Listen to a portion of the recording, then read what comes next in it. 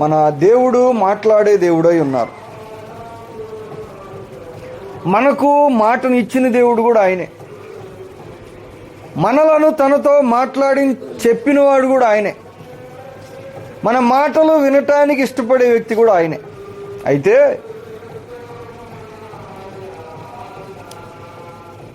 ప్రార్థన గురించిన విషయాలు మనం అనేకం ధ్యానం చేస్తున్న క్రమంలో ఈరోజు ప్రార్థన ఎప్పుడు బలంగా మారుతుంది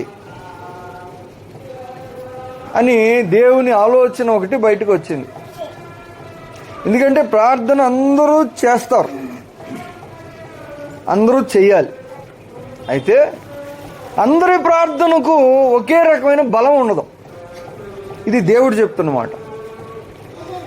అందరినీ చేయమని, అందరూ చేయాలని, అందరికీ జవాబు ఇవ్వాలని దేవునికి ఉంది. కానీ ప్రార్థన ఎలా చేయాలి, ఎంతసేపు చేయాలి, దేని గురించి చేయాలి, వీటన్నిటికంటే ముఖ్యంగా ఏ స్థితిలో ఉండి చేయాలి. నీతిమంతుని విజ్ఞాపన అన్నారు.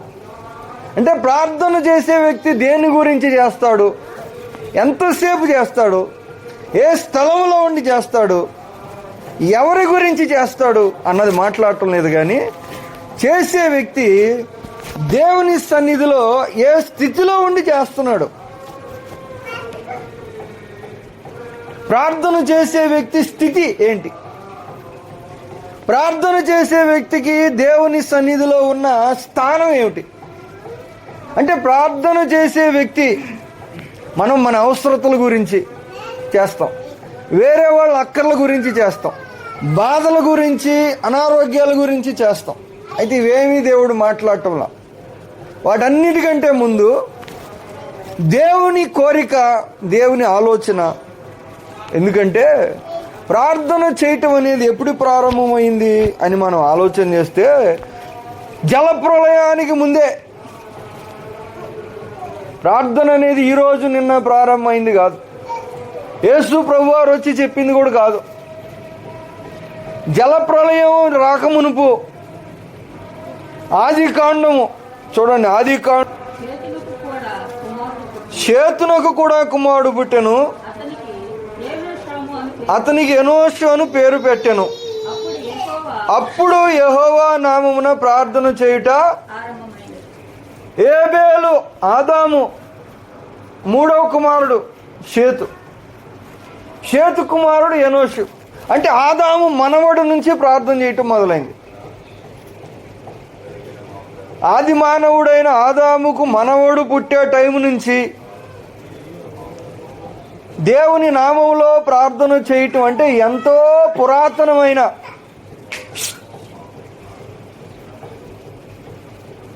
ఎంతో చరిత్ర కలిగిన ఒక పని ఇది. విద్య అనొచ్చు, పని అనొచ్చు, క్రమం అనొచ్చు. అంటే మానవులు ఏ పని నేర్చుకోకముందే, అంటే ఆది దినాల్లో రకరకాలైన పనులు ప్రారంభమైన క్రమంలో చూస్తే కయ్యేను సంతానము 7వ వాడు నుంచి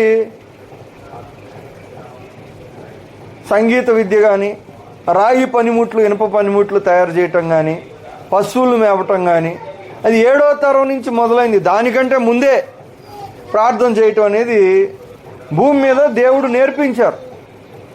అంటే వీటన్నిటికంటే ఎంతో పురాతనమైన విద్య. అయితే అంత పాతదైనప్పటికీ సరిగ్గా చేయటం రాలేదు ఎవరికి. ఎలా చేయాలి అనే విషయం ఎవరికి చేయాలనేది తెలుస్తుంది, దేని గురించి చేయాలనేది తెలుస్తుంది. కానీ ఏ స్థితిలో ఉండి చేయాలి అన్న ప్రత్యక్షత యాకోబు పత్రిక వచ్చేదాకా కూడా పూర్తిగా ప్రజలకు అర్థమై ఉంటుంది. కానీ వాళ్ళు పట్టించుకోకుండా ఉండాలి, లేకపోతే అది ప్రాముఖ్యం కాదని ఎంచుతూ ఉండాలి, లేకపోతే వాళ్ళకి అర్థమైనా కాకపోయి ఉండాలి. ఎందుకంటే ఏ స్థితిలో ఉండి మనం ప్రార్థన చేస్తాం అనేది దేవునికి ముఖ్యం.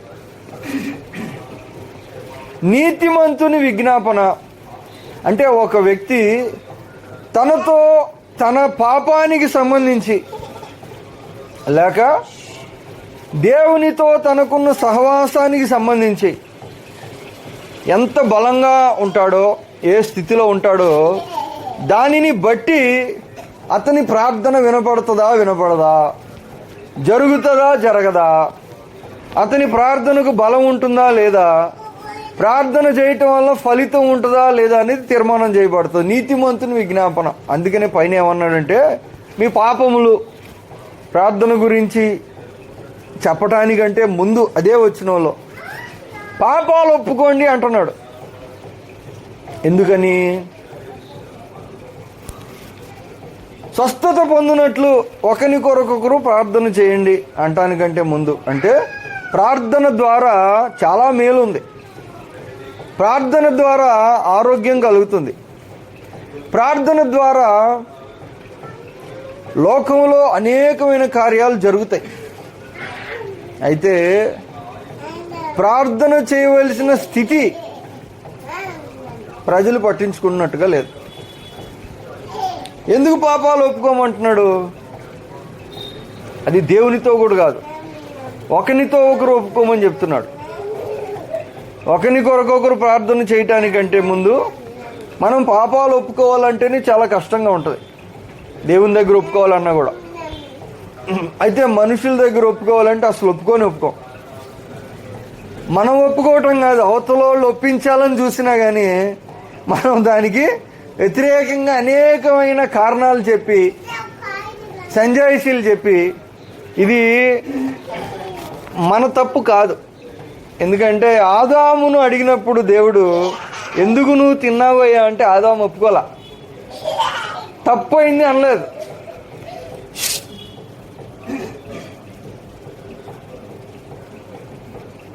ఎందుకు తిన్నావు అంటే తప్పైంది ప్రభు అనలేదు. ఏమన్నాడు? నా తప్పేమీ లేదు, నేను అసలు ఈ పని చేసే మనిషిని కూడా కాదు. ఇంకొకళ్ళ మీద ఆమె కూడా అంతే చెప్పింది, ఒప్పుకోట్లా. ఎందుకు తిన్నావు అంటే, ప్రభువా తప్పయింది, నీ మాట నమ్మలేదు అందుకే తిన్నావు, నువ్వు మంచోడు కాదనుకున్నావు అందుకే తిన్నావు, మోసపోయావు, తింటే ఇంకా బాగవుతుందని తిన్నావు అంట్లా.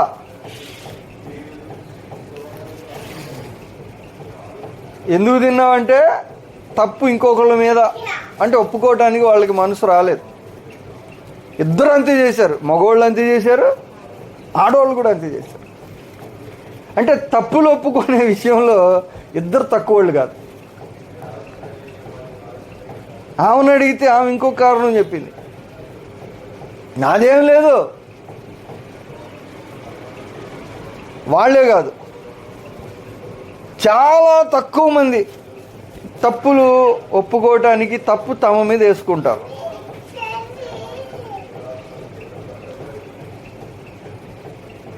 ఎందుకు చేసావు ఈ పని, ఎందుకు వెళ్ళావు అక్కడికి అంటే, నేను రానని చెప్పాను, రానన్నాను, వాళ్ళు వినలేదు, వాళ్ళు ఊరుకోలేదు, వాళ్ళు పట్టుకొని నన్ను. అంటే తప్పెవరిది? తప్పు నాది కాదు, తప్పు అడిగే నీది, తప్పు చెప్పిన దేవుడిది, తప్పు లాక్కెళ్ళిన వాళ్ళది, తప్పు సాతాంది, కానీ తప్పు మాత్రం నాది కాదు.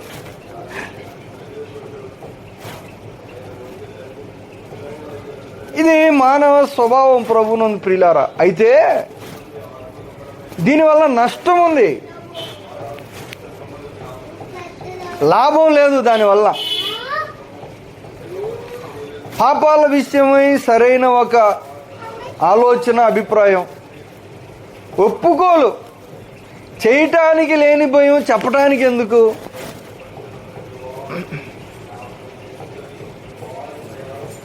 అని ఒక ప్రశ్న. చేయటానికి లేదు, మరి చెప్పటానికి ఎందుకు?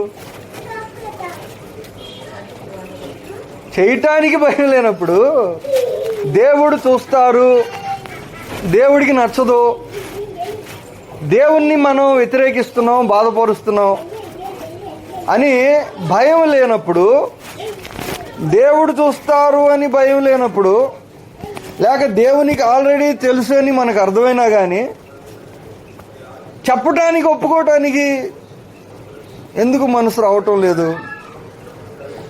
ఇది సాతాను యొక్క ప్రేరణ ప్రభువునందు ప్రియులారా. ఎందుకంటే విననేరకుండానట్లు ఆయన చెవి మందం కాలేదని చెప్పాడు. పాపం చేయటం ఒక ఎత్తు, చేసిన ఒప్పుకుంటే నీతిమంతుడు కనుక ఆయన క్షమిస్తారు, కడిగి పరిశుద్ధపరుస్తారు, నీ ప్రార్థన వింటారు అని బైబిల్ చెప్తుంది. ఒప్పుకోకపోతే ఏం జరుగుతుందంటే పాపాలు ప్రార్థనకి అడ్డం వస్తాయంట. ఇది ఎవరు పట్టించుకోవట్లా. పాపాలు ఏం చేస్తాయి? ఎందుకు ఒప్పుకోవాలి పాపాన్ని అంటే ప్రార్థనకు అది ఆటంకం వచ్చి ఏం జరుగుతుంది? నిష్ఫలమైపోతుంది ప్రయాస ప్రయత్నం అంతా కూడా. ఈ విషయం దేవుని ప్రజలు గ్రహిస్తున్నట్టుగా లేదు. చూడండి, సామెతల గ్రంథం 15వ అధ్యాయము 8వ వచనం.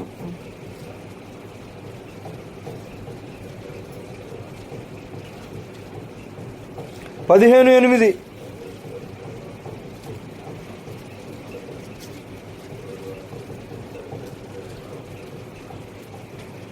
కొంతమంది మాత్రమే ప్రార్థన గురించిన ఒక అవగాహన, అంటే ప్రార్థన చేయవలసినప్పుడు మనం ఉండవలసిన స్థితి, వెళ్ళాల్సిన స్థితి, నిలబడాల్సిన స్థలం గురించి సరైన అవగాహన కలిగి ఉంటారు.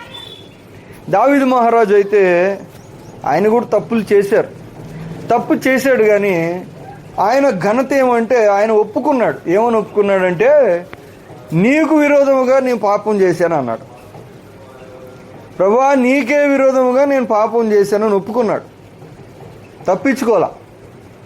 ఆదాము అయితే తప్పును కప్పిపుచ్చుకోవడానికి ప్రయత్నం చేశాడు, దానివలన దీవెనలు ఇంకా ఆటంకం చేసుకున్నాడు. చూడండి, ఇక్కడ రాయబడిన మాట ఏంటి? 15వ అధ్యాయం 8వ వచనం. భక్తిహీనులు అర్పించు బలులు యెహోవాకు అర్పణ అర్పించినప్పుడు అది దేవునికి అంగీకారముగా ఉంటే మనకు దీవెన. దేవుడు దాన్ని అంగీకరించి ఇష్టపడతాడన్న ఉద్దేశంతో అర్పిస్తున్నాం.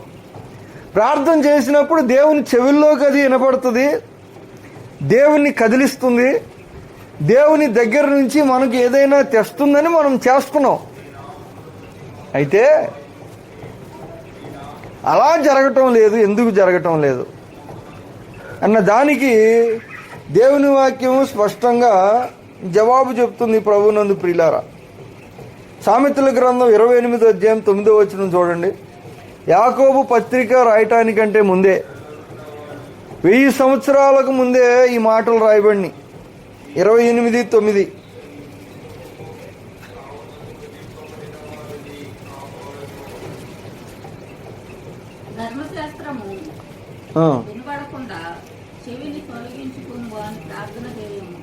ధర్మశాస్త్రము వినబడకుండా చెవిని తొలగించుకునువా అని ప్రార్థన. అంటే ఎవరి ప్రార్థన? ప్రార్థన చేస్తారు, అయితే దేవుని చిత్తం ఏమిటి, దేవుడు కోరుకుంటుంది ఏమిటి, దేవుడు మాట్లాడుతున్నది ఏంటి అనేది పక్కన పెట్టేస్తున్నారంట. ఎందుకు ధర్మశాస్త్రం వినబడకుండా చెవిని మూసుకుంటున్నారు, తొలగించుకుంటున్నారు అంటే దేవుడు కోరుకుంటుంది ధర్మశాస్త్రంలో ఉంది, దేవుడు చెప్తుంది, దేవుడు ఆశించింది. అంటే దేవుడు ఏ స్థితిలో ఉండమని ప్రజలకు చెప్తున్నాడో దానిని అసలు వినటానికే మనసు రాని వారి ప్రార్థన. ధర్మశాస్త్రం వినరంట కానీ ప్రార్థన మాత్రం చేస్తారంట. భక్తి అనేది ఉండదంట కానీ అర్పణలు మాత్రం ఇస్తారంట. అంటే దేవుని దగ్గరికి వెళ్ళటం రావటం, దీవెని తెచ్చుకోవడానికి ప్రయత్నం చేస్తారు అని అర్థం. భక్తి లేకుండా ఎందుకు అర్పణ ఇస్తున్నారు అంటే దీవెని తెచ్చుకోవడానికి. భక్తి లేకుండా దీవెన ఎలాగొస్తుంది అన్న వివేకం ఎవరికి లేదు అంటున్నాడు దేవుడు. దీవెన ఇవ్వను అంటం లేదు, అడగద్దు అంటం లేదు. ఏమంటున్నాడు? అసలు నేను చెప్పేది ఏంటి నువ్వు విను ముందు. సర్వాంగ హోమములు అర్పించటం కంటే మాటింటం శ్రేష్టం. నా మాట విని ఆ ప్రకారం నీ ఉంటే నీ ప్రార్థన ఎలా ఉంటుందంట? బహుబలము. ఎంత బలము? బహుబలము అన్నాడు. మోషే ప్రార్థన చేస్తే ఒక దేశమే యుద్ధం గెలిచింది. తెలుసు మనకి ప్రార్థనల గురించి. ఎవరి ప్రార్థన ఏం చేసింది? అయితే ప్రార్థన ఇది చేస్తుందని మనం గమనిస్తున్నాం, కానీ ఏ స్థితిలోనికి ఉండాలి, ఏ స్థితిలోనికి వెళ్ళాలి ఇక్కడ దేవుడు చెప్తున్నాడు. ప్రార్థన చేయటానికి ముందు నువ్వు వింటూ నేర్చుకోవాలి. ఏం వింటూ నేర్చుకోవాలి? అసలు ఆయన ఏం చెప్తున్నాడు? ఎందుకు విను? వింటూ అందరికి వచ్చు, చెవులు ఉన్నాయి, వినబడుతున్నాయి. అని వినబడకుండా చెవి మూసుకోవటం అన్నాడు. ఎందుకు వినకుండా చెవి మూసుకుంటారు? మరి చెప్పండి. వినటం ఇష్టం లేకంటే గొంతు ఇష్టం లేక? గొంతు ఇష్టం లేక కాదు కదా. మరి ఏమి ఇష్టం లేక? నాకు చెప్పొద్దు, నాకు చెప్పొద్దు, నాకు చెప్పొద్దు, చెప్పాల్సిన అవసరం కూడా లేదు. ఎందుకు? చెప్పినా నేను విన్ను, చెప్పినా వినను. అంటే వినటానికి ఇష్టం లేనప్పుడు, చేయటానికి ఇష్టం లేనప్పుడు వినటానికి మనం ఇష్టపడం. మనం చేయాలని కోరుకున్నప్పుడు మనకి వినాలని ఉంటుంది. ఎందుకంటే ఆ వినే కొద్ది ఇంకా మనం చేయాలన్న ఆశ బలపడుతుంది కాబట్టి వినబుద్ధి అవుతుంది. చేయాలన్న మనసు లేనప్పుడు, అంటే ముందే తీర్మానం తీసుకుని ఆ తర్వాత మనం ఏం చేస్తాం? మనం వినాలో వినకూడదు అనే ఒక, చూడండి జకర్యా గ్రంథం 7వ అధ్యాయం 12వ వచనం, 7:12. చాలా సులువైన ఒక మాట ప్రభువునందు ప్రియులారా. ప్రార్థన చేసే స్థితి లేక ప్రార్థన చేసే వ్యక్తి ముఖ్యం దేవునికి. ఏం అడుగుతున్నావు? ఏది అడిగినా పర్లా. అయితే అడిగే వ్యక్తి అలా ఉన్నాడు నా దృష్టిలో. జకర్యా గ్రంథం 12-13 వచనాలు. జకర్యా గ్రంథం. ప్రార్థన అయితే ఎప్పుడో ప్రారంభించారు, కానీ ఎలా చేయాలి, ఏ స్థితిలో ఉండాలి? జకర్యా 7:12.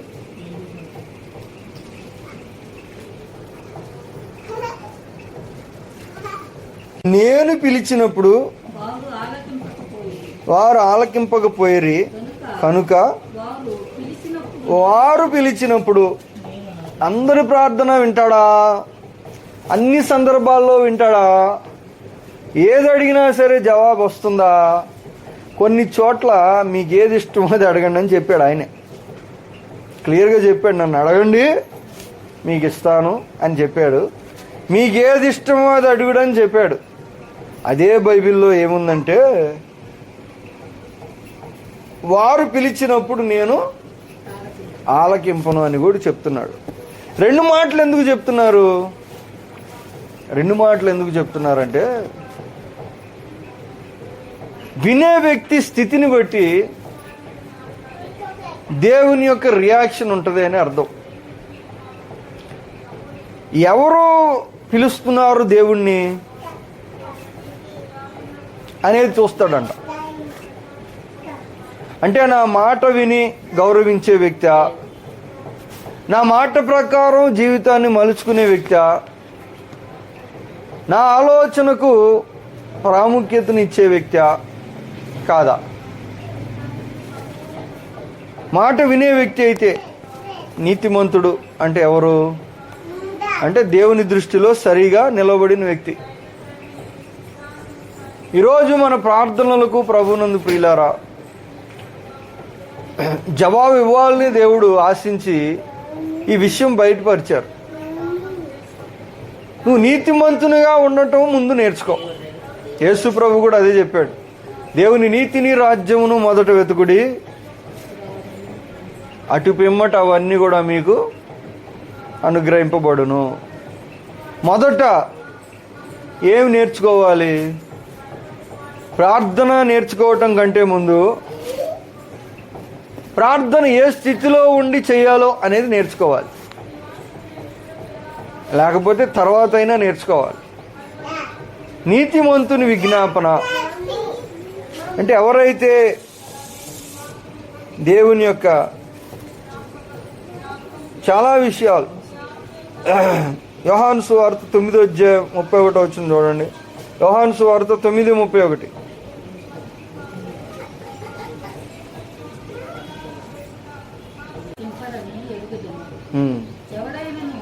చూడండి, ఒక సాధారణమైన వ్యక్తి, గుడ్డివాడు, పుట్టినది మొదలుకొని అతనికి కళ్ళు లేవంట. అంటే తల్లి కడుపులో నుంచి పుట్టేటప్పుడే గుడ్డివాడికి పుట్టాడు.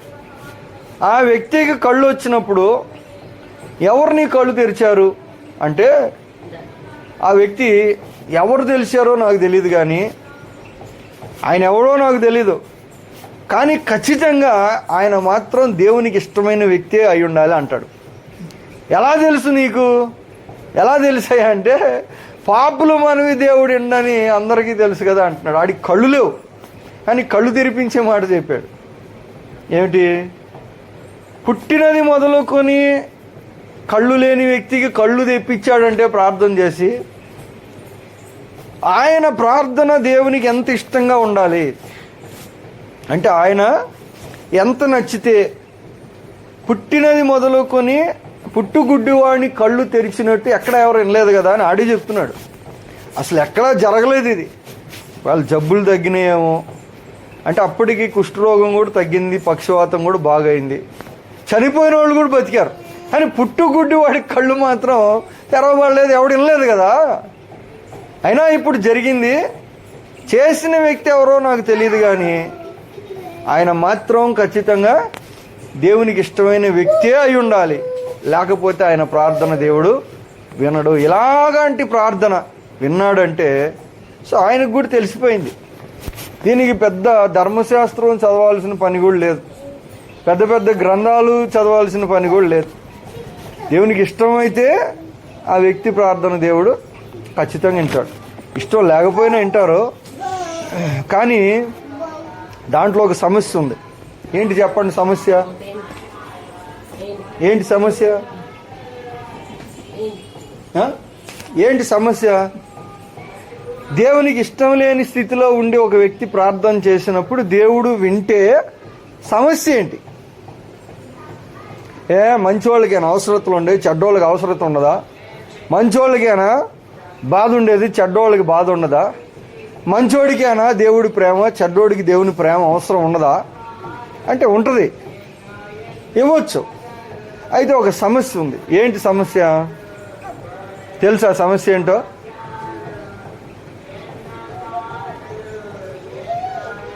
ఒక వ్యక్తి సరైన స్థితిలోనికి రాకుండా అతనికి జవాబు కనుక దేవుడు ఇస్తే, ఇవ్వటం మొదలు పెడితే నష్టం ఏంటి?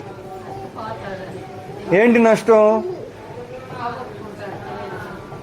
ఏమిటి నష్టం అంటే ఇంకా చెడిపోతాడు. చదవకుండా ఒకడు పరీక్ష రాశాడు అనుకో, ఏమి రాయలా ప్రశ్న జవాబు, అయినా మార్కులు వేసి పాస్ చేసావు అనుకో, అతను ఏమైపోతాడు? అందరూ రాస్తే మార్కులు వేసాడు, ఈడు రాయకపోయినా మార్కులు వేసాడు. ఎందుకంటే ఆ దిద్దే వ్యక్తి మాస్టర్ గారు ఈ ముద్దబ్బాయికి దగ్గర బంధువు అనుకోండి. దగ్గర బంధువు కాబట్టి ఆడు ఏం రాయిపోయినా మార్కులు వేసాడు, బంధువు కదా అని పాస్ చేశాడు. అప్పుడు ఈడేమైపోతాడు? నేను ఇంత ముద్దుగా ఉన్న మా మామయ్య గారు నన్ను ప్రేమించి ఇన్ని మార్కులు వేసాడు కాబట్టి నేను ఇంకా బాగా చదివి వచ్చేసరికి క్లాస్ ఫస్ట్ రావాలనుకుంటాడా? ఏమనుకుంటాడు? అసలు పరీక్ష కూడా రాయను ఇంకా ఎందుకు, అనవసరం. మా మావి ఉన్నాడు, చదవకుండా మార్కులు వేస్తే రాయకుండా ఎందుకు మార్కులు వేయడు అని చెప్పి బాగుపడటానికి ప్రతిగా ఏమైపోతాడు? చెడిపోతాడు.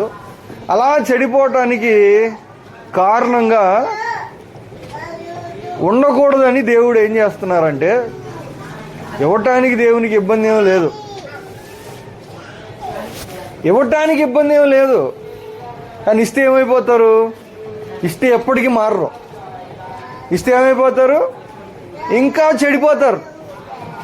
కొన్ని అలాగైనా ఉంటారా? అలాగ కూడా ఉండరు.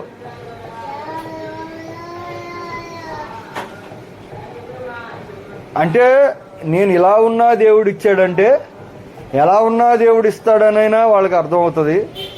లేకపోతే ఇలా ఉన్నా దేవుడు ఇచ్చాడంటే నేను బాగానే ఉన్నాను అనుకుంటా, ఇంక మారాల్సిన అవసరం ఏముందని వాళ్ళు ఏమైపోతారు?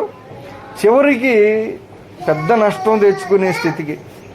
అంటే దేవుని న్యాయమైన తీర్పు ఒకటి ఉంది కనుక ఎందుకు మారాలి? ఎందుకు మారాలంటే భూలోకం గురించి కాదు, న్యాయమైన తీర్పు ఒకటి ఉంది కనుక ఆ రోజున నీకు నష్టం జరగకుండా ఉండాలంటే ఈ రోజు నుంచి నువ్వు మార్చుకోవటం మొదలు పెడితేనే ఆ రోజు విషయమై నువ్వు చాలా ధైర్యంగా ఉంటావు. ఆ రోజును దేవుడు మనసులో పెట్టుకొని లక్ష్యంగా పెట్టుకొని ఈరోజు మన జీవితంలో కొన్నిసార్లు ప్రార్థనకి జవాబు ఇవ్వకపోవటం. ఒకవేళ ఇచ్చాడు అనుకోండి, నీ కారు ఇచ్చాడు అనుకో, ఏమవుతుంది? ఒకవేళ కారు ఇచ్చాడు అనుకో, అడిగాం కాబట్టి, అడగకుండా ఇచ్చాడు అనుకో, పెద్ద తేడా ఏముంటుంది? ఈ లోకంలో కొన్ని ప్రయాణాలకి అది ఉపయోగపడుతుంది. ఆ తర్వాత నిత్యత్వంలో దాని వలన పెద్ద మార్పు ఏమి ఉండదు. ఇస్తే, ఇవ్వకపోతే మాత్రం ఖచ్చితంగా మనకేం కలుగుతుంది? ఖచ్చితంగా ఒక ఆలోచన అనేది కలుగుతుంది. ఎందుకు ఇవ్వటం లేదు, ఎందుకు దేవుడు పట్టించుకోవటం లేదు అన్న ఒక ఆలోచన మాత్రం కలిగి మారటానికి అవకాశం ఎక్కువ ఉంటుంది ప్రభునందు ప్రియులారా. ఇంకొకటి ఏమంటే, దేవుడు మనల్ని మార్చటం అని కాదు, కానీ ఇప్పుడు ప్రార్థన వినబడాలి అంటే కూడా చేసే వ్యక్తి స్థాయిని బట్టి అతని ప్రార్థనకు దేవుని సన్నిధిలో విలువ అనేది మారుతున్నట్టు కనబడుతుంది. నీతిమంతుని విజ్ఞాపనకు బహుబలం ఉంటుంది. అంటే పాపుల విజ్ఞాపనకి ఏముంటుంది? అతని విజ్ఞాపనకి పెద్ద విలువ ఏమి కట్టబడదు. విలువ లేనిది ఏమీ కూడా సంపాదించగలదా?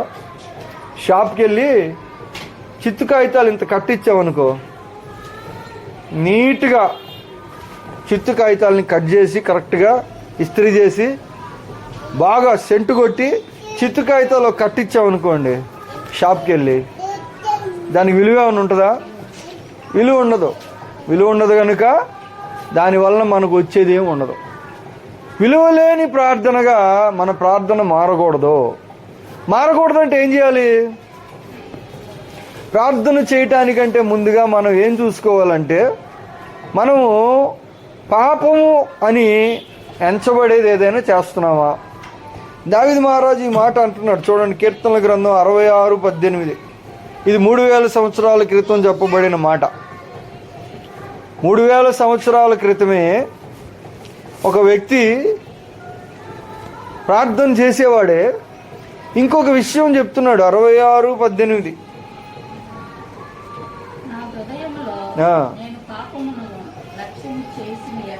నా హృదయంలో పాపాన్ని నేను పెట్టుకుంటే ప్రభు నా మనవి వినకపోవును. ఆ రోజే ఒక ఆయన చెప్తున్నాడు. ఈ ప్రత్యక్షత అప్పటి నుంచి వచ్చింది, కానీ వాడుకునే వాళ్ళు మాత్రం బహు తక్కువ మందిగా ఉన్నారు. అప్పటికిప్పటికి ఇదే ప్రాబ్లం. ప్రార్థన పరిచయలు సాగబీకి చేస్తున్నారంట, అంటే చాలా టైం. ఇంకోసారి ఎక్కువ మాటలతో చేస్తున్నారంట. వద్దని చెప్పట్లా, చేయమని చెప్తున్నారు. దేవుడు ఎక్కువ సమయం చేయమని చెప్తున్నాడు, ఎక్కువ అంశాల గురించి చేయమని చెప్తున్నాడు, అసలు ప్రార్థనే జీవితంగా కూడా కలిగి ఉండమని చెప్తున్నాడు. అయితే దానికంటే ముందు పాపం విషయమై నీ తీర్మానం, పాపానికి సంబంధించినంత వరకు నీ యొక్క సిద్ధబాటు, పరిశుద్ధత గురించిన ఒక ఆశ వాంఛ నీలో ఉంటే నీ ప్రార్థనకు అది చాలా ఉపయోగకరంగా ఉంటుంది. నీ ప్రార్థనకు అది జీవాన్ని ఇస్తుంది.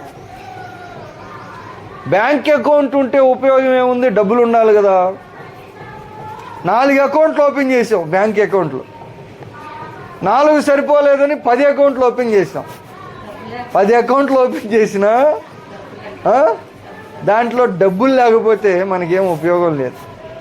అదే ప్రకారంగా మనం ఎంత ప్రార్థన చేసినా ప్రార్థన చేసే స్థితి పాపపు స్థితి అయి ఉంటే, పాపపు స్థితి అంటే మార్చుకోవటానికి ఇష్టం లేని మనసు, ప్రయత్నం చేయని ఒక జీవితం ఉంటే ఉపయోగం ఏమి లేదు. ఒక్క అకౌంట్ ఉన్నా దాంట్లో ఫుల్గా డబ్బులు ఉంటే మనకు ఉపయోగం. 10 అకౌంట్లు ఉన్నా ఖాళీగా ఉంటే ఉపయోగం లేనే లేదు. దేవుడు చెప్తున్నారు, నీ పాపాన్ని ముందు ఒప్పుకో. ఏం పాపం చేసాం అనొద్దు, పాపం లేదని అనొద్దు. బైబిల్లో ఉంది. ఎందుకని? పాపం లేదని మనం అంటే దేవుడిని అన్యాయస్తుడు చేస్తున్నాం. పాపం లేదని అనొద్దు అన్నాడు. తెలుసుకో పాపం అంటే ఏంటో. ఒకవేళ తెలియకపోతే, పాపం అంటే ఏమిటి? ధర్మశాస్త్రం చదివితే తెలుస్తుంది పాపం అంటే ఏమిటో. దేవుని వాక్యం చదివితే తెలుస్తుంది పాపం అంటే ఏంటో. దేవునితో పోల్చుకుంటే తెలుస్తుంది పాపం అంటే ఏంటో. పాపమును ఒప్పుకోండి. ఏం చేయమంటున్నాడు? నేను చేశాను, నాకు ఇలాగ అనిపించింది, ఇలాగ పాపాన్ని ప్రేరేపించేది నాలో ఉంది. ఒకవేళ తెలియకపోతే, ప్రభునందు ప్రియులారా, తెలుసుకోవటానికి కూడా ఒక క్రమం ఉంది. అదేమంటే, మనం మారాలి అనుకున్నప్పుడు మన జీవితంలో ఏమేమి ఉన్నాయో అవి బయటకు వస్తాయి.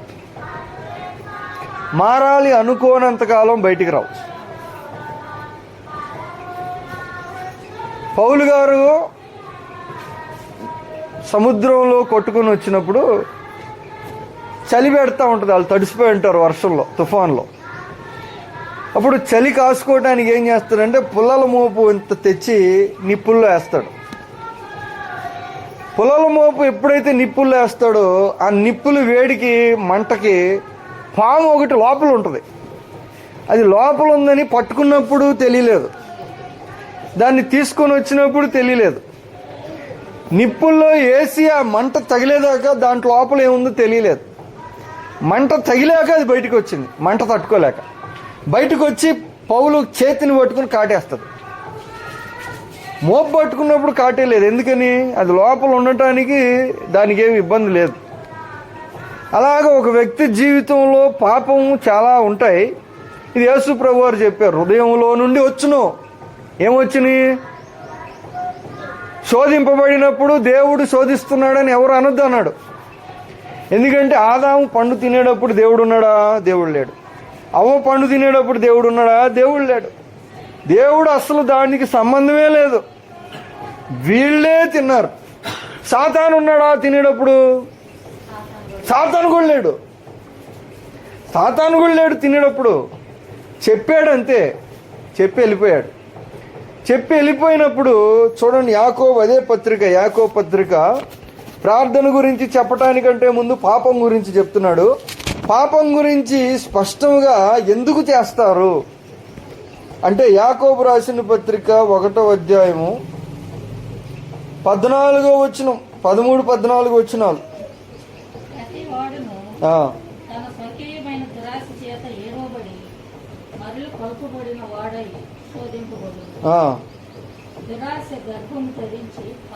దురాశ గర్భము ధరించి పాపమును కనును, పాపము పరిపక్వమై. అంటే వీటికి ఆ ముందు 13వ వచనం కూడా చదవండి. 13వ వచనం, కీడు విషయమై శోధింపబడనేరడు, ఆయన ఎవరిని శోధించడు. కనుక ఎవడైనా శోధింపబడినప్పుడు అనకూడదు. ఎవరు కూడా దేవుని చేత శోధింపబడుతున్నానని అనరు. వాస్తవానికి అని ఎవరి మీద తప్పు మోపుతారు? సాతాను మీద మోపుతారు. సాతాను శోధించాడు అని అంటారు. కానీ ఇక్కడ వాక్యం చెప్తుంది, సాతాను కంటే ముందు నీలో ఉన్న దురాశ నిన్ను ఇలాగ చేపిస్తుందని నువ్వు ఒప్పుకోవాలి. ఎందుకంటే డాక్టర్ గారి దగ్గరికి వెళ్తే డాక్టర్ గారు అసలు ముందు జబ్బేంటో కనిపెడతాడు. మనం చెప్పిన ఎండ ఆయన విన్నట్టుగా చేస్తారు, కానీ మనం అన్నీ చెప్పిన విన్నాక పరీక్షలు రాస్తాడు. నిన్న డాక్టర్ గారి దగ్గరికి వెళ్ళాను నేను.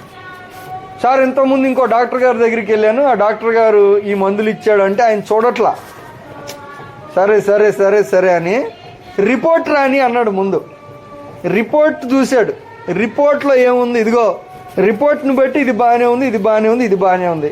నీ సమస్య ఏంటంటే, అర్థమవుతుందా? నువ్వు నన్ను పరిష్కారం చేయమని వచ్చావు. పరిష్కారం నేను చేయాలంటే ముందు నిన్ను పరీక్షించాలి, పరిశోధించాలి. నీ లోపల అసలు సమస్య ఏంటో కనిపెట్టాలి. ముందు సమస్య ఏంటి? యేసు ప్రభు వారు చెప్పారు, హృదయంలో అనేకమైనవి ఉంటాయి, అదే సమస్య. దురాశ గర్భమును ధరించి పాపమును కనును. అంటే ఒక ఆశ లోపలికి వస్తే అది ఊరికే ఉండదంట. మనండి బాగా, అదేమైపోతుంది? అది పెరిగి పెద్దదైపోయి పిల్లల్ని పెడుతుందంట. మనిషి లోపల పిల్లలను పెట్టి ఉన్నాయి. చూడండి, ఇప్పుడు దురాశ ఏం చేస్తుందంట? పాపాలను కంటుందంట లోపల, మనిషి లోపల. ఇది ఎక్కడికి అంటుంది? కడుపులో అయితే కనదు, చేతులు కాళ్ళల్లో కాదు, హృదయంలో ఇవన్నీ ఫుల్గా ఉన్నాయనుకో లోపల. దురాశ గర్భమును ధరించి పాపమును కనును. పాపము పరిపక్వమై, అంటే రెండు రకాలైన కనటాలు ఉన్నాయి మనిషిలో. పుట్టింది మనం ఒకసారే, కానీ ఇది పురుషుల్లో కంటారు, స్త్రీల్లో కూడా కంటారు అన్నమాట. ఆత్మ సంబంధమైన విషయాలను. దురాశ సమస్య. వినండి బాగా. ఎందుకు నా ప్రార్థన దేవుడు వింటలేదు? ఇచ్చే మనసు లేదా? ఇచ్చే మనసు ఉంది. ఇవ్వటానికి వాగ్దానం లేదా? ఇస్తానని వాగ్దానం కూడా ఉంది. ఎక్కడుంది? మీరు బహుగా ఫలించుట వల్ల దేవునికి మహిమ కలుగును అన్నాడు ఆయన. ఆయనే చెప్పాడు, మీరు బాగా ఫలిస్తే నాకు మహిమ, నా బిడ్డలు ఇంత దీవింపబడ్డారని నాకు మహిమ, తండ్రికి మహిమ, సమృద్ధి జీవం, బహుఫలం ఇవ్వటానికి వచ్చారు ఆయన. మరి ఏంటి ప్రాబ్లం?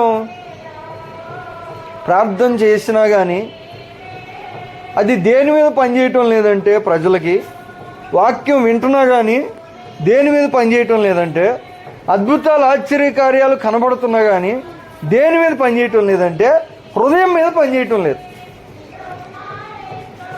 హృదయం మీద పనిచేయటం లేదు. హృదయం మీద సాతానే పనిచేస్తున్నాడు. ఎలాగా? దురాశ పెడతాడు, ఇంకేం చేయకల్లా ఆశ పెట్టి వెళ్ళిపోతాడు. ఈ ఆశను మనం ఏం చేస్తామంటే, చూస్తూ ఉంది అవ్వగారు, ఆహా ఈ పండు ఎంత అందంగా ఉంది, కళ్ళకి ఎలా కనపడుతుందంట, ఈ పని నేను చేస్తే కన్నులకు ఆహారమునకు మంచిదియు, కన్నులకు రమ్యమైనదియు, వివేకం ఇచ్చి తెలివితేటలు గలదిగా కనపడుతుందంట. వాస్తవానికి వాళ్ళ కళ్ళు ఇంకా తెరవబడాలి అప్పుడు. ఎందుకంటే పండు తిన్నాక కన్ను తెరవబడింది అని ఉంది. అంటే అంతకుముందు కన్ను ఏమైంది? తెరవబడలేదు. అంటే కన్ను ఇంకా మూయబడే ఉంది. ఆ గుడ్డితనంలో ఆమెకి ఏం కనపడుతుందంటే, పాపం ఇలా కనపడుతుంది. ఇది గుడ్డితనంలో. ఇది నిజమైన గుడ్డితనం. నువ్వు గుడ్డివాడివని ఎరుగక, ప్రకటన గ్రంథంలో యేసు ప్రభు వారు చెప్పాడు సంఘంతో చెప్తున్నాడు. ప్రకటన గ్రంథంలో కూడా అక్కడ దాకా కూడా గుడ్డితనం పోలా. ఏంటి గుడ్డితనం అంటే? పాపము అని తెలియకుండా, పాపము చెడ్డది అని కనబడకుండా కళ్ళు ఏమైపోయినాయి? మూసుకుపోయినాయి. కళ్ళు కనపట్ల, అది మంచిది కనపడుతుంది. అది అసలు చేయాల్సిందిలా కనపడుతుంది. అది చేయలేకపోతే అసలు బ్రతుకు అనవసరం అన్నట్టుగా ఉంది ఇంకా ఆమెకి. ఇది తినకపోతే అన్ని పళ్ళు తిన్నది, కానీ ఈ పండు ఇంకా తినాల్సి. సాతాను నోట్లో పెట్టాడు, సాతాను నోట్లో పెట్టలా. దేవుడు లేడు, సాతాను లేడు. దేవుని మాట ఉంది, సాతాను మాట కూడా ఉంది. వీళ్ళు ఏం చేశారు? దేవుని మాటను ఏం చేశారు? మొత్తం తవ్వి తీసి పక్కనేశారు. సాతాను మాటకు పాదుగట్టి నీళ్లు పోసి హృదయంలో ఏం జరిగింది? అది ఫలించింది. ముందు ఆమె హృదయంలో తినేసింది దాన్ని. బయట తినటానికంటే ముందు హృదయంలో తినేసింది దాన్ని. దీన్ని ఎట్లాగైనా తినాల్సిందే. ఎప్పుడు తిందాం? ఎక్కడ తినాలి? అసలు ఎట్లా తినాలి? ఇలాంటివి ప్రభునందు ప్రియులారా మన హృదయంలో ఉన్నాయని ముందు మనం గుర్తించాలి, అవి ఒప్పుకోవాలి. దావీదు మహారాజు అంటున్నాడు, నేను నీకు విరోధంగా పాపం చేశాను, చేయలేదు అనలా, చేశాను అన్నాడు. కొంతకాలం చేయనట్టుగా ఉన్నాడు, కానీ ఎప్పుడైతే ప్రవక్త వచ్చి నువ్వేనయ్యా, ఒక వ్యక్తి గురించి కథ చెప్పాడు. కథ చెప్పినప్పుడు దావీదు మహారాజుకి వాడు చాలా దుర్మార్గుడు అనిపించింది. అది ఎవడో కాదు, నువ్వే అన్నాడు. అప్పుడు ఆయన కళ్ళు తెరవబడినాయి. అంటే పాపం విషయమై నిజమైన ఒక దృష్టి కలగటమే కన్ను తెరవబడి ఉంటాం. ప్రభునందు ప్రియులారా, సంఘంతో దేవుడు మాట్లాడుతూ, నువ్వు గుడ్డోడని తెలియక నాకేమి, నేను బాగానే ఉన్నాను, ధనవృద్ధి చేసుకున్నాను, ధనవంతుణ్ణి నువ్వు అనుకుంటున్నావు, కానీ నా దృష్టికి నువ్వు ఎలా కనపడుతున్నావు? దిగంబరునిగా కనపడుతున్నావు. అంటే పాపపు స్థితి దిగంబరత్వం. నీతి లేదు, నీతి అనేది వస్త్రం. నీకు అది కనపట్ల. నీకేం కనపడుతుంది? నీకు సాతాను గీసిన బొమ్మ కనపడుతుంది, నిజమైన రూపం కనపట్ల. కనుక నా దగ్గర నువ్వు కొనుక్కోమన్నాడు, కాటు కొనుక్కో. దేనికి? నీ కళ్ళు కనపడతాయి. అప్పుడు ఏం కనపడతాయి? అందరికీ కనపడుతున్నాయి మనకి, కానీ ఎవరిది కనపడదు?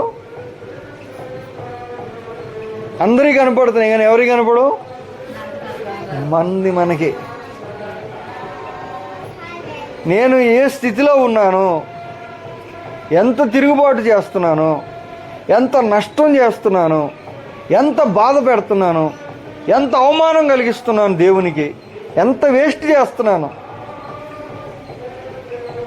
అన్న ప్రత్యక్షత మనకు కలగాలి. ఇక్కడ చెప్తున్నాడు. అందుకనే ఇది నీకు కలగటం కోసం నీ ప్రార్థనకు దేవుడు ఏం చేయట్లేదు? జవాబు ఇవ్వటం లేదు. ఎందుకంటే పక్షపాతం లేదు కదా. చేయమని చెప్పిన దేవుడు దానికి జవాబు ఎందుకు ఇవ్వకుండా ఉంటాడు? అంటే మీ పాపములు, మీ దోషములు, మీ అతిక్రమములు. సమస్య ఏంటంటే మందున్నా వేసుకోకపోవటం సమస్య. మైనండి, ఇది నిజమైన తెలివి తక్కువతనం. జబ్బు లేని మందు వచ్చిందనుకో, అప్పుడు ఆ వ్యక్తి బాగుపడకుండా ఉండటానికి తప్పు పట్టలేం. ఎందుకంటే మందు లేదు కదా. మందు లేని జబ్బు వచ్చిందనుకో, అప్పుడు ఆ వ్యక్తిని మనం ఏమి చేయలేం, ఏమి అనలేం. ఎందుకని? మందు లేదు కాబట్టి వాళ్ళకి ఏమి చెప్పడానికి లేదు. మందు ఉన్నా వేసుకోకుండా ఎవరైనా ఉంటే వాళ్ళని ఏమంటాం? బాగుపడే అవకాశం ఉన్నా నువ్వు బాగుపడలేదంటే అర్థం ఏంటి? నీకు ఈ జబ్బే బాగుందా? నీకు అనారోగ్యమే బాగుందా?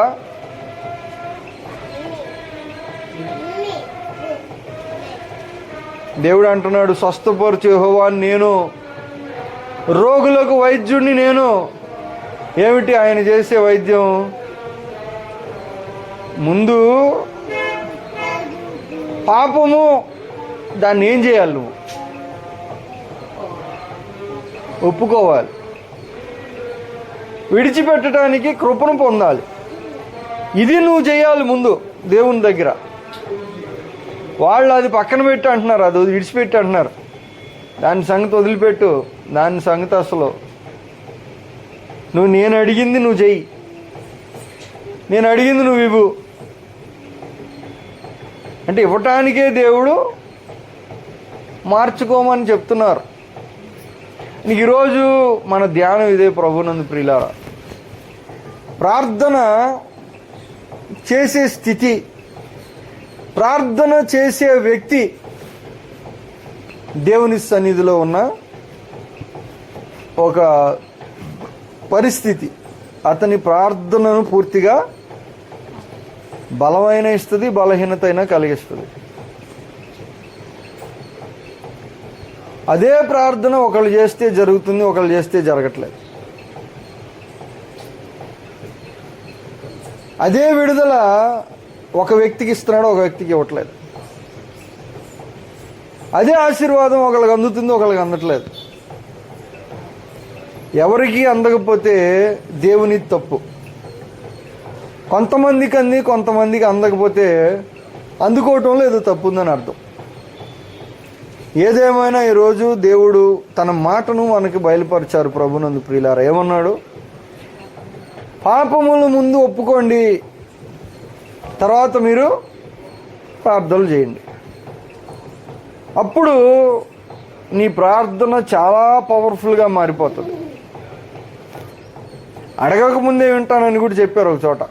అసలు అడిగే పని కూడా లేదు, నేను వింటాను అని. ఈరోజు దేవుని కృపను బట్టి ప్రభునందు ప్రియులారా, అందరూ కూడా దీని విషయం దోషులమే. నేనేమి ఈ వాక్యం నాతో ఎక్కువ మాట్లాడింది మీతో కంటే కూడా. ఎందుకంటే నా ప్రార్థన ఇంకా బహుబలంగా మారలేదు. ఉపవాస ప్రార్థనలు నాకు వచ్చు, దీర్ఘకాల ప్రార్థనలు నాకు వచ్చు, రకరకాలైన ప్రార్థనలు నాకు వచ్చు. కానీ నీతిమంతుని స్థితిలోనికి వెళ్ళి చేయటం అనేది చాలా తక్కువగా అనుభవం ఉంది. ప్రభునందు ప్రియులారా, అయితే దేవుని ప్రేమను బట్టి ఇప్పుడు మనకు ఒక అవకాశం ఉంది ఇలా మనం అవ్వటానికి. ఏలియా ప్రార్థనకు వచ్చిన జవాబులు యేసు ప్రభువారు అన్నారు, నాకంటే గొప్పవి కూడా చేస్తారు మీరు. ఆయన మాట అబద్ధం కాదు, నాకంటే కూడా గొప్పవి చేస్తావు. అసలు సువార్తల్లో ఏమేమైతే నేను చేశానో అవి అసలు అద్భుతాలే కాదు అనే లాంటివి నా యందు విశ్వాసం ఉంచేవాళ్ళు చేస్తారు అన్నాడు. ఇది అబద్ధం కాదు, చేస్తారు అని దేవుడు చెప్పారు, కానీ ఎవరు చేయటం లేదు. ఎందుకంటే ఇదే కారణం, ఏ స్థితిలో ఉంటే అది జరుగుతుంది అన్న ప్రత్యక్షత మనకు కావాలి. అని ఈరోజు నీతిమంతునిగా మారటానికి నేనేం చేయాలి అన్నది మన ప్రార్థనలను ప్రభావితం చేస్తుంది, వచ్చే జవాబులను ప్రభావితం చేస్తుంది, మనకు అందే ఆశీర్వాదాలను ప్రభావితం చేస్తుంది. కనుక ఈ విషయంలో కూడా ప్రార్థన నేర్చుకున్నాం. ఇప్పుడు నీతిమంతునిగా నిలబడి చేయటం అనేది కూడా నేర్చుకుందాం. అప్పుడు దేవునికి గొప్ప సంతోషం ఉంది మనకంటే కూడా. ఎందుకంటే ఇవ్వటానికి చాలా ఉన్నాయి దేవుని దగ్గర, ఎవరికి ఇద్దామా అని చూస్తున్నారు. అయితే సమస్య ఏంటి? తీసుకునేవాళ్ళు కనబడటం లేదు. అనుకో తీర్మానం తీసుకోవాల్సిందిగా మనవి చేస్తూ చిన్న మాటలు నేను ముగిస్తున్నాను. దేవుడు మనందరినీ కూడా సరైన స్థితిలో నిలవబెట్టి మన ద్వారా ప్రార్థనలు జరిగించునుగాక. ఆమేన్. ప్రార్థన చేసుకుందాం. మోకరించగలిగితే మీరు మోకరించండి.